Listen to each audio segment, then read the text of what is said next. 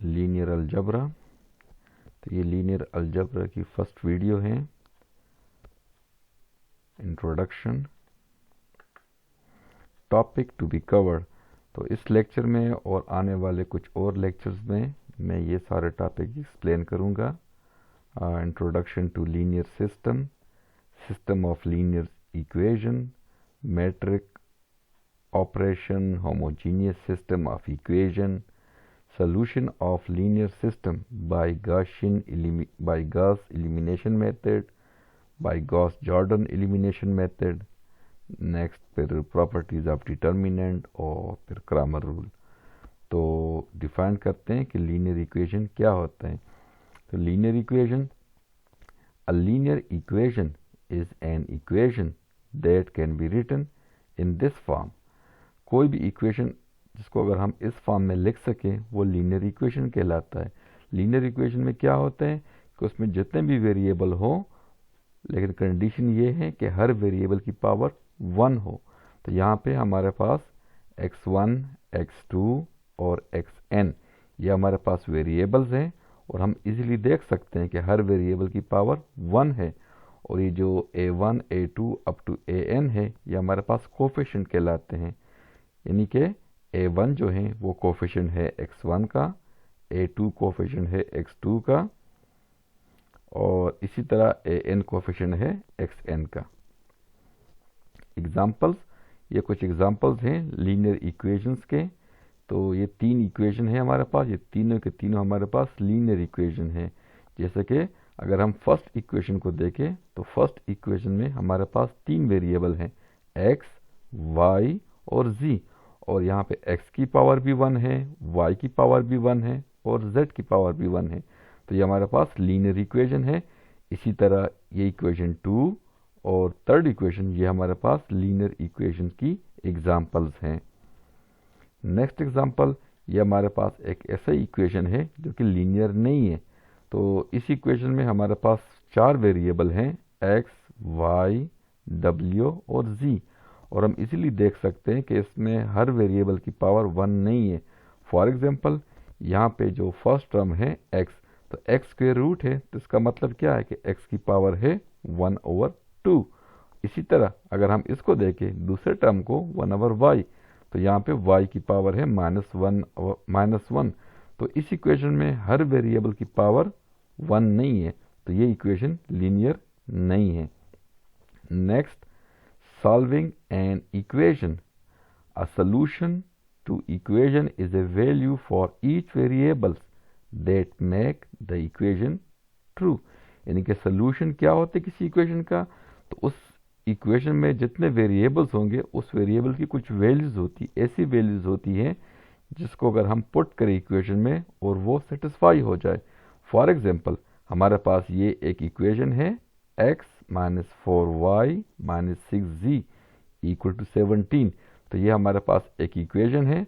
तो इस इक्वेशन में अगर हम x की वैल्यू 3, y की वैल्यू 4 और z की वैल्यू अगर -5 पुट कर ले तो ये 17 के इक्वल आता है। यानी कि ये तीनों वैल्यू इस इक्वेशन को सेटिस्फाई करते हैं।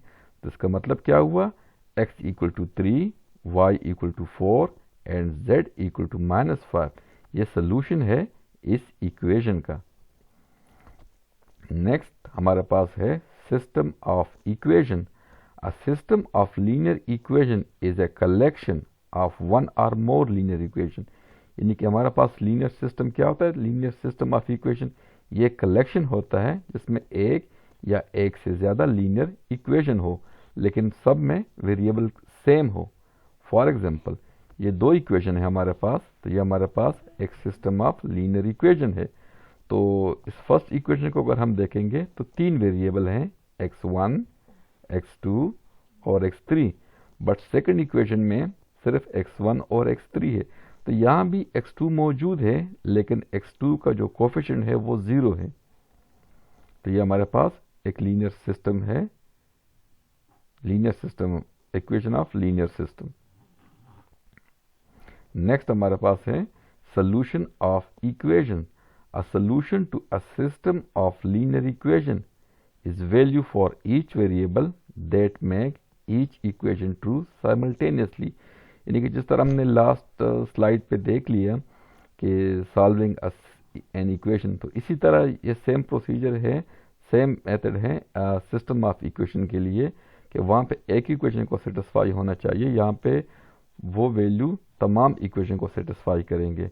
फॉर एग्जांपल हमारे पास अगर जितने भी इक्वेशन हो, 1 इक्वेशन हो, 2 इक्वेशन हो, 3 इक्वेशन हो, अप टू n जितने भी इक्वेशन हो, तो हमारे पास S1 S2 up to Sn ये सोल्यूशन होगा जब ये सारी वैल्यूज, यानी कि x1 की जगह अगर हम S1 पुट करेंगे, x2 की जगह पे S2 पुट करेंगे, और इसी तरह x3 की जगह पे x3 and so on, xn की जगह Sn पुट करेंगे, तो अगर ये वैल्यू तमाम इक्वेशन को सेटिस्फाई करेंगे तो ये उसका सोल्यूशन होगा उस सिस्टम का। System of equation for example, तो ये अगर हमारे पास एक सिस्टम ऑफ लीनियर इक्वेशन है, 2 इक्वेशन है, तो यहाँ पे अगर हम इसका सोल्यूशन देखें, x1 की जगह -3 पुट कर ले, x2 की जगह -8 एंड x3 की जगह पे 4, तो ये 3 वैल्यू यानी x1 x2 और x3 की वैल्यू इन दोनों इक्वेशन को सेटिस्फाई नहीं करते। तो इसका मतलब क्या हुआ कि ये जो है हमारे पास ये सोल्यूशन नहीं है इस सिस्टम का। ऑन द अदर हैंड अगर हम ये सिस्टम ले ले, वही सेम सिस्टम है, और x1 की जगह पे 5 पुट कर ले, x2 की जगह पे 6.5 पुट कर ले, और x3 की जगह पे 3 पुट कर ले, तो ये तीनों वैल्यू x1 x2 और x3 तीनों वैल्यू इसी इक्वेशन को भी सेटिस्फाई करते हैं। मतलब x1 की जगह पे अगर 5 पुट कर ले, x2 की जगह पे 6.5 पुट कर ले, और x3 की जगह पे 3 पुट कर ले, तो ये हमारे पास 8 के इक्वल आता है। इसी तरह अगर x1 की जगह पे 5 पुट कर ले और x3 की जगह पे 3 पुट कर ले, तो ये इक्वल आता है -7 के। मतलब क्या है कि ये जो x1 x2 और x3 की वैल्यूज हैं, ये इन दोनों इक्वेशन को सेटिस्फाई करते हैं। तो नेक्स्ट पॉइंट हमारे पास है, the set of all possible solution is called solution set of the linear system. तो ये तो हमारे पास एक सोल्यूशन है इस सिस्टम का।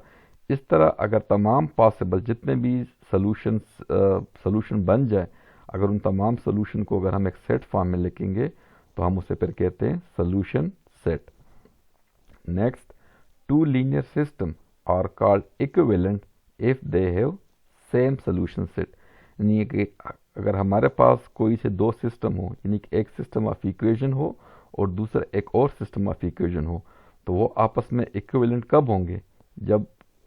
जब दोनों का सोल्यूशन सेट सेम हो, यानी एक का सोल्यूशन दूसरे का भी हो।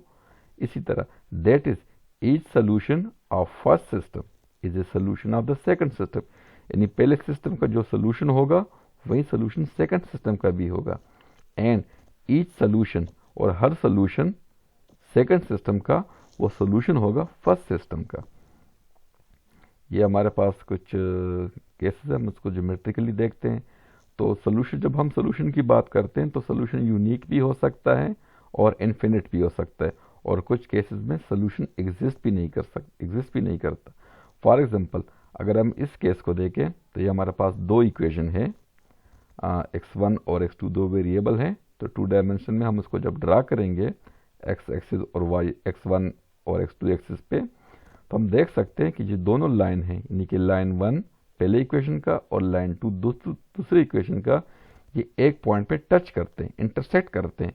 तो जिस पॉइंट पे इंटरसेक्ट करेंगे तो वो इसका सोल्यूशन कहलाएगा।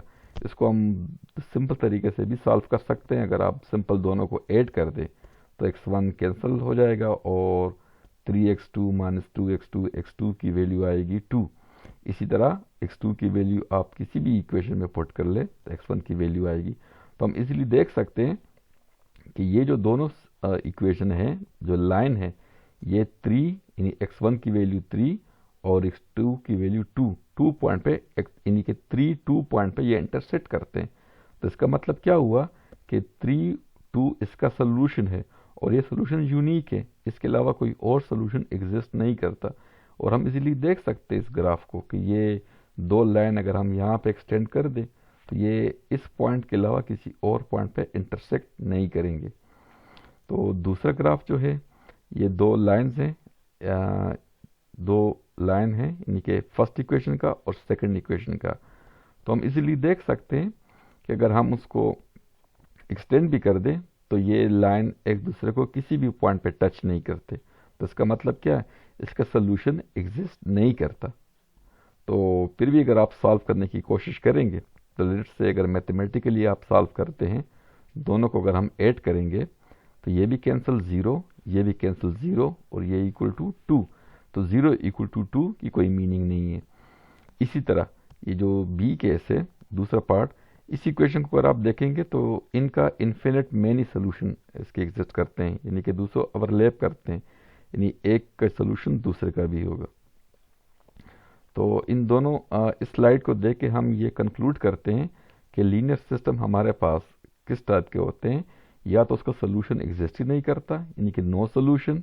दूसरा केस हमारे पास है एग्जैक्टली वन सोल्यूशन और इन्फिनिट मैनी सोल्यूशन। हमने ग्राफ पे भी देख लिए और इसको कंक्लूड करें तो इसका ये मतलब है कि या तो सोल्यूशन एग्जिस्ट नहीं करेगा, या यूनिक सोल्यूशन होगा, या इन्फिनिट मैनी सोल्यूशंस होंगे। A system of linear equation is said to be consistent if it has either one solution or infinite solution। यानी कि सोल्यूशन हमारे system of linear equation consistent कब होगा, जब उसका सोल्यूशन एग्जिस्ट करे, चाहे वो इन्फिनिट हो या यूनिक सोल्यूशन हो। और सोल्यूशन होगा, और system of linear equation inconsistent होगा अगर उनका सोल्यूशन एग्जिस्ट ना करे। Thank you.